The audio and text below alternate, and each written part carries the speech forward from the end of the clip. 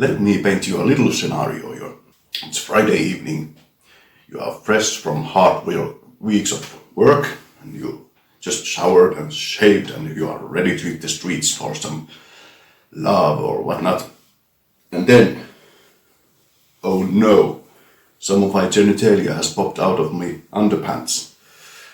It's night ruined. Not necessarily. After today's episode of Jules Repairs, you shall know what to do with such an occasion.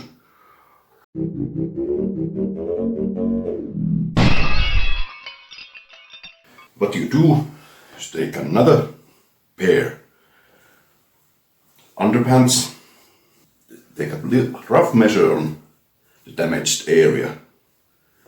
Yes, about that big, and you cut a piece of cloth a little bit more than the damaged area, and then you place this piece of cloth onto the hole in question.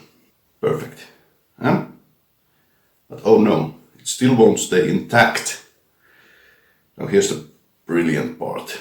After you put it roughly there where you want, you can of course put it on either side. Doesn't matter because it will not show. You can use these tiny metal spikes with a knob on the other end. Just pierce through canvas like so. Both of them, obviously. Couple more. One on the other side there, and one more there on the back end of it. Now, yes, there you see. They are fixed, but now you come in contact with another problem. There are these pointy ends here. Whilst you walk along, they sting you in the rather nasty places. So then you take this sort of a metal object with a very pointy other end and a tiny hoop on the other. You can see, I don't know if you can see actually, but it's very similar to those, except in the place of a knob there's a tiny hoop. Then you take this sort of very flexible yarny thing, like so. This is black, you won't be able to see, I suppose. But this sort of thing, and then this is the tricky part. You insert the flexible bit through the hoop of the pointy bit. There you go. You can use just one layer of this flexi bit, but I use, in places like this, I'll double the strength, so I take this here and put a little knot there, thusly. And then you just use the sharp end to pierce both cloths at the same point. Now that knot serves another purpose. It prevents the string from coming through. You can already probably see what's going on here. Then just pierce both cloths with the pointy end several times in different locations. It's easy to... What is this? It is preferred that you sort of make a track so you all the way around this damaged area. Let's see. And as you go along, you can remove these bits here out of the way. Let's hope editing tools speed this process up a bit, because this is the time-consuming part.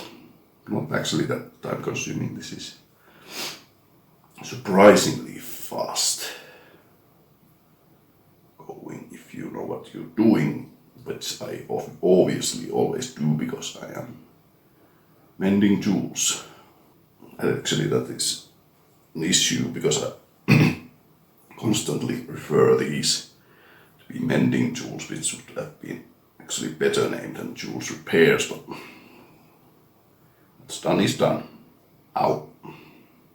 Of course the point bit also penetrates your skin if you're not careful enough. Obviously happens quite a lot.